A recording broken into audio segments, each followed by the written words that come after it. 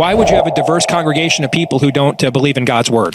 Why would that go unaddressed in any kind of church? That's not a church. That's a social club with Bible verses out of context. I think what surprises me is that there would be an audience that would think that Christianity is just a religious thing that happens on Sunday. It actually is a worldview for prioritizing a moral universe where you're accountable to God and having a family and procreating and loving one another and then having meaningful work. It's an order. There's kind of like a primacy in the universe of what's important. Yes. And Christians, what I want to break through and use this opportunity with Candace to smash and start to get it across more powerfully is that this Christian nationalism is like, nobody can define what it is. It was a label basically to try to make people sound like extremists, racists, or something.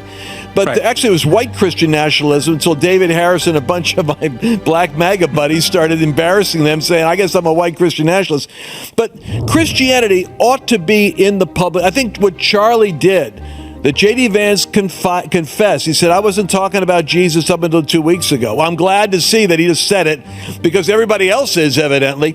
That the Christian worldview is something which applies to the health of society. Am I right in that?